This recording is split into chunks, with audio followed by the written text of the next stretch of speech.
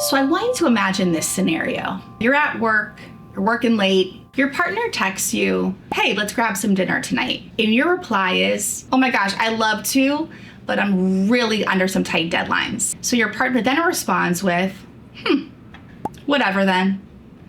And you're a little confused. So you reach back out and they continue to say things to you like, I thought I mattered more than that to you. I guess I'm not a priority to you. And it really starts escalating and you're a little confused by what you're getting from them. They might even question how much you love them or care about them. If that's been your experience, then you might be dating someone that could have potentially BPD or borderline personality disorder, which we're really gonna kind of dig into in today's session.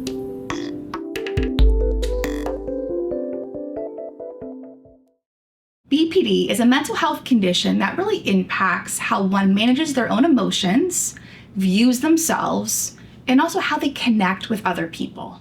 For people with BPD, relationships can often feel like a roller coaster.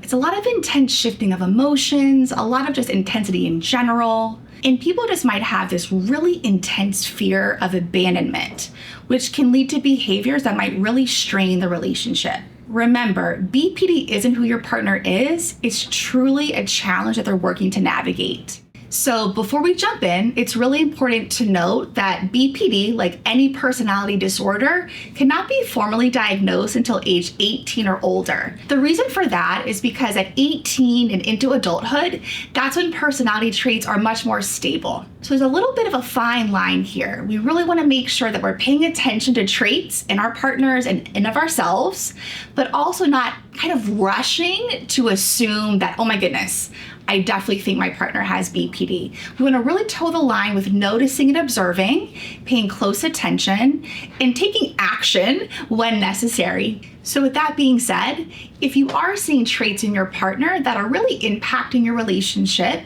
you still want to really uncover and dig in there to make sure that you're in the most appropriate and healthy relationship possible.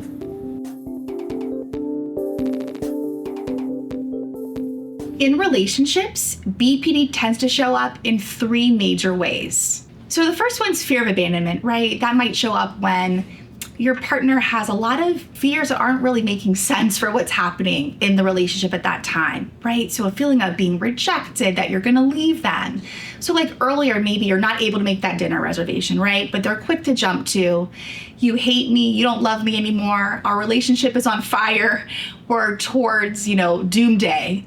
So then we have emotional instability, right? So mood swings are really common here. Extreme highs, extreme lows that really kind of cycle pretty rapidly sometimes.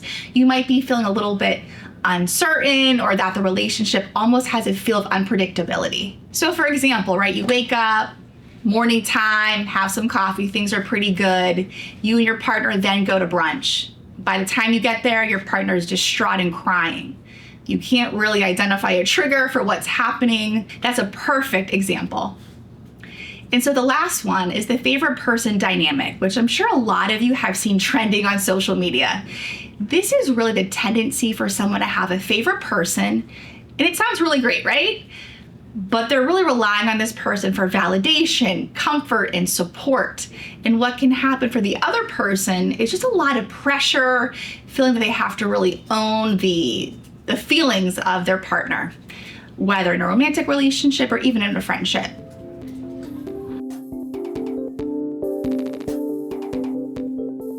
So these relationships can be really challenging to maintain. It's really important that we think about what can we do to support our partner, and also what can we do to support ourselves to really have the most healthy, exciting, fun, joyful relationship possible.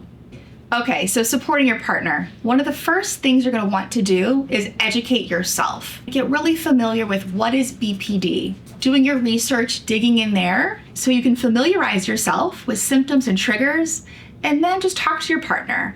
Share with them what you found and get their opinion and their input on what you've been noticing and what you've been observing. It's also really important to communicate effectively. Using things like I statements without blame can really support strong communication and increase trust and respect between you and your partner. So if they were to do something that feels really intense, that's off-putting for you, instead of ignoring them, stopping responding to their text messages, playing the silent game. You could share, I felt really overwhelmed when you were texting me repeatedly last night. Things like that, really sharing how you're impacted and how you're made to feel by their behavior.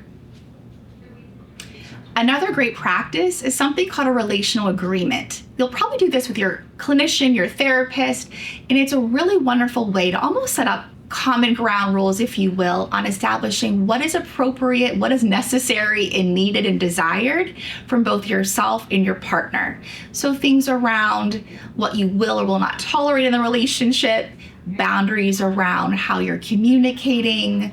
For you, what do you need to feel safe, secure, and comfortable in that relationship? And what can you and your partner really agree on together to set the stage, right, for a healthy relationship that's full of respect, trust, and most importantly, love? These are all really great tactics. It's also important to really ground yourself always in empathy and compassion. Remind yourself that this human is someone that you love, that you deeply care about, and you really want to support them and yourself in co-constructing a beautiful relationship moving forward.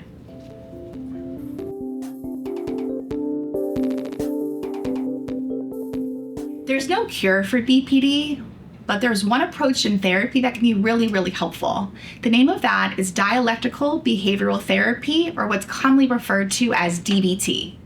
DBT is a wonderful evidence-based intervention that focuses on 4 main areas: mindfulness, interpersonal effectiveness, distress tolerance, and emotional regulation. Thinking about how these areas of focus can really improve coping skills, enhance coping skills to deal with one's emotions, and also improve relationships. So as we've uncovered, right, there's a lot of different challenges that can come with dating someone who might have BPD.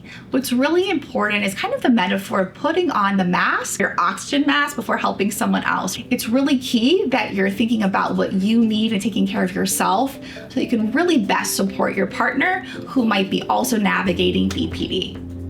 So thanks so much, everyone, for watching, and I hope you enjoyed learning alongside of us today. If something really resonated for you, please drop some comments below. And also, if you want more information, please check out the links in the description below. And we'll see you next time.